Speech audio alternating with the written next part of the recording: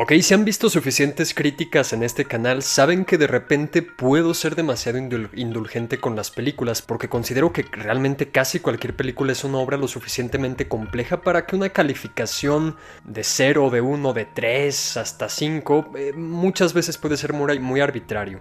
Generalmente me dedico a buscarle incluso las cosas más rescatables dentro de todo lo negativo que pueda tener una película, pero sí llegan ocasiones en las que películas, más que disgustarme, más que no me gusten, considero que realmente tienen muy pocos elementos para salvarse. Y más allá de esto, también hay películas que simplemente me hagan molestar, que su existencia, que toda la justificación para que estas películas hayan llegado al cine o a nuestros ojos sea completamente inválida para mí, o incluso una broma de mal gusto. Desafortunadamente, este es el caso de Emilia Pérez, así que vamos a hablar de esta película.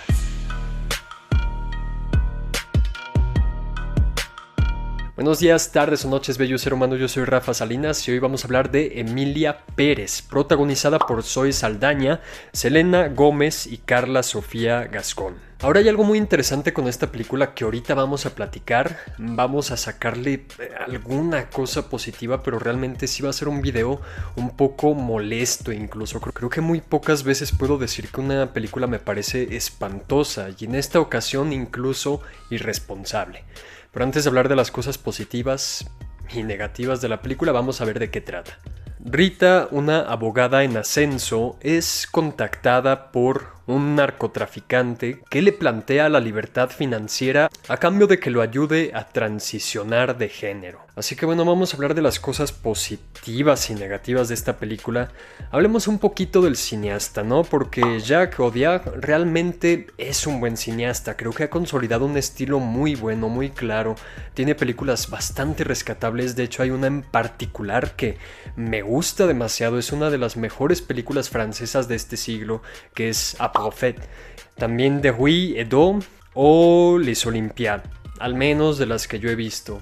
Ahora bien, lo que hace este director es que retrata una realidad mexicana, quizás no enfocándose demasiado en retratarla de forma fidedigna, quizás, pero simplemente todo lo que se hace en cuanto a narrativa y en cuanto a innovación en esta película parece que es una buena idea, parece que puede ser muy disruptiva, muy innovadora, una de las películas más originales del año. Digo, a mí me cuesta mucho trabajo pensar cómo se llegó a este producto final, cómo es que pasó tantos filtros sin que alguien se haya detenido por ahí a decir, oigan, como que esto tiene muy malos acentos, nadie habla así, retrata muy mal la realidad de México, la parte musical está espantosa, el guión es horrible, realmente no hay nada que nos importe de los personajes, es muy superficial en todos los temas que retrata, como que por todos lados está mal, ¿no? Entonces, ¿por qué la sacamos? Ah, pues claro, creo que atiende diferentes temáticas, atiende diferentes estilos que pueden ser tendenciosos de repente, ¿no?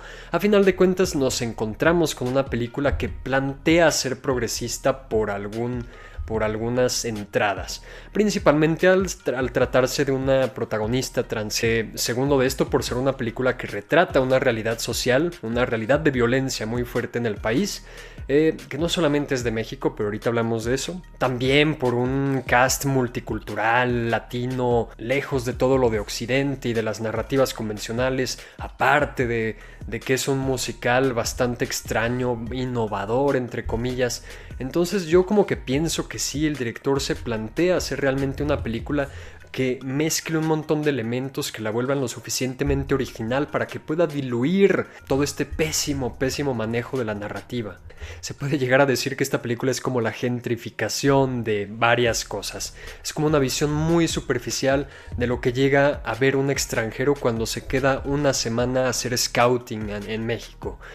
Cuando tiene como una visión muy sesgada que, a pesar de que sí retoma algunos elementos por ahí, empieza la película con una versión mixeada de se compran colchones, pero básicamente pues esto es algo que sí se puede conocer lo suficiente si te quedas 2 días en la Ciudad de México, ¿no? Son cuestiones muy particulares y algo que me molesta mucho es que también le preguntan al director, ¿no? En algún momento, ¿qué tanto investigaste a México para hacer esta historia? Y él dice, no lo suficiente, la verdad, no investigué casi nada, solo tenía alguna referencia, solo me inspiré en algún artículo para la protagonista y ya está. No le importó lo suficiente y era algo que al principio yo sentía que podía ser una justificación válida para esta película. El hecho de que no fuera como tal una intención de retratar una realidad social bastante fuerte en México, sino que realmente pudiera ser una película lo suficientemente general como para que tanto pudiera tratarse del narcotráfico en México, como en Estados Unidos, como en Brasil, como las triadas, como la yakuza, lo que sea, con estos mismos elementos, pero transportarlo a cualquier otro contexto. El problema es que después sí trata de meter elementos bastante delicados que sí son muy cercanos a la realidad que se vive en México y lo hace de una forma superficial y que incluso puede llegar a caer en lo irrespetuoso, ¿no?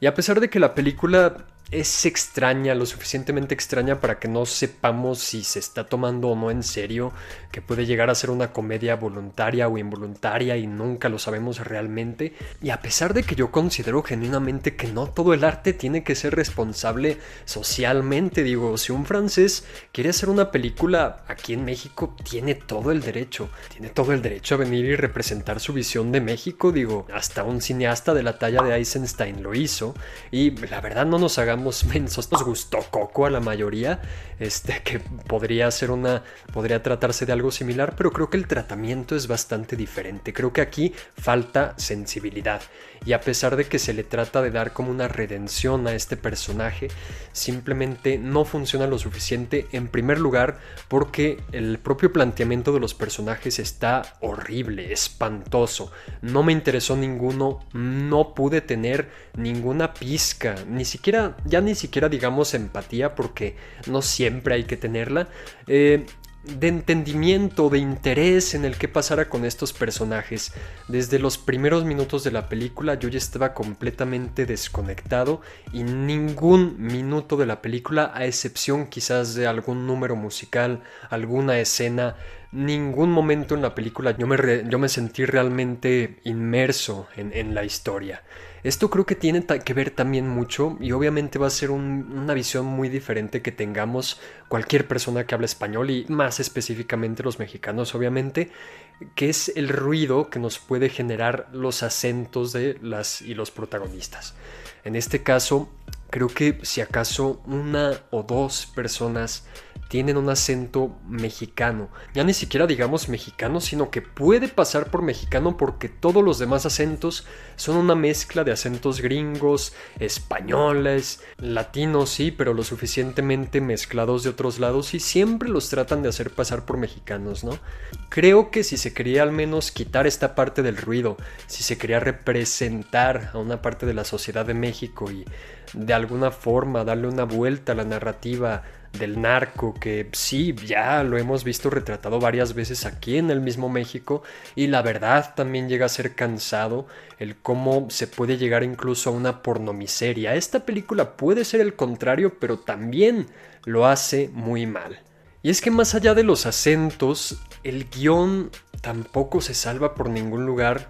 Nadie habla así en México y solamente algunas palabritas como que son atinadas, pero incluso en la forma en la que los dicen, en el contexto en que se dicen estas palabras, queda completamente extraño.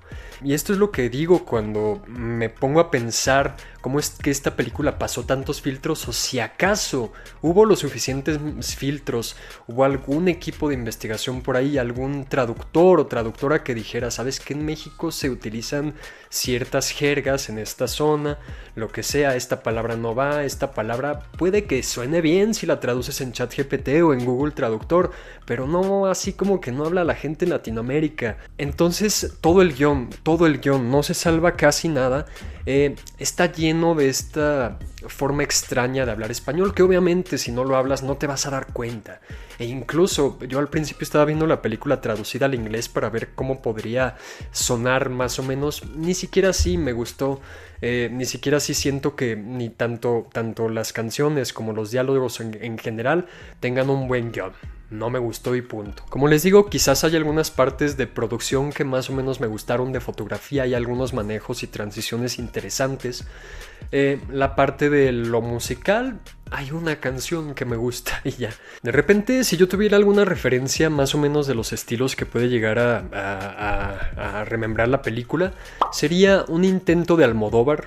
Y también de repente me remitió a Annette de Leos Carax. Estos dos cineastas tienen grandes películas, tienen otras un poco más o menos, pero creo que la emulación de esta película, el intento de emulación que hace Emilia Pérez, tanto de los temas y un poco la estética y un poco las actuaciones y la forma de ser de los personajes de Almodóvar, tanto como por la parte un poco más surrealista, musical, extraña de Annette, me parece que es una emulación muy burda, muy mediocre y que no transmite ni de lejos lo que estos dos grandes cineastas han logrado en sus mejores momentos. Aparte de todo esto, creo que la película pretende que podamos inmiscuirnos en la historia lo suficiente con una justificación muy forzada que es la música. Y es mi problema también con los personajes, el por qué genuinamente no me interesó ninguno, a pesar de que alguno pudiera tener alguna buena actuación. Digo, por ejemplo, a pesar del mal guión, de los malos diálogos, de los acentos, lo que sea, se ve que por lo menos Zoe Saldaña y Carla Sofía Gascón le echaron ganas y realmente puede ser de lo más rescatable en cuanto a actuaciones de la película. Pero más allá de eso, la película pretende que realmente podamos entender a los personajes con una canción puesta al principio de la película.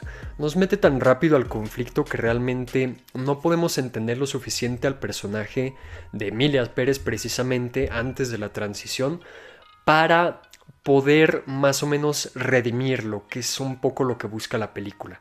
Entonces, si no hay esta conexión emocional, si no hay este entendimiento de los personajes, si no hay un buen guión, si no hay buenos diálogos, si no hay un entendimiento tampoco de la cultura mexicana o de todo lo que pasa con ella o con la parte de la violencia, y ni siquiera con otro hecho también les decía, dentro de toda esta mezcla de cosas que hace la película, ni siquiera un entendimiento tan profundo de lo que es realmente la transexualidad. Creo que también es una visión muy superficial de lo que puede llegar a ser una persona trans y sus sentimientos, inquietudes y cómo se puede referir a ella misma o cómo puede funcionar una transición de género, ¿no?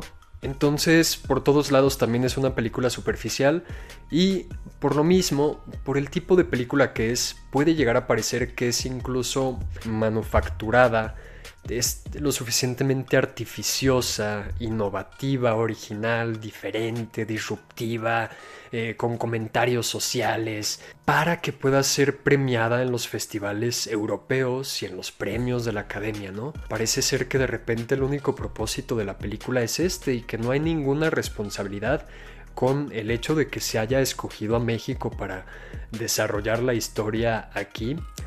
Y una pequeñísima pizca de intención en cuanto a conocer la cultura y los qués y los porqués y cómo retratarlo.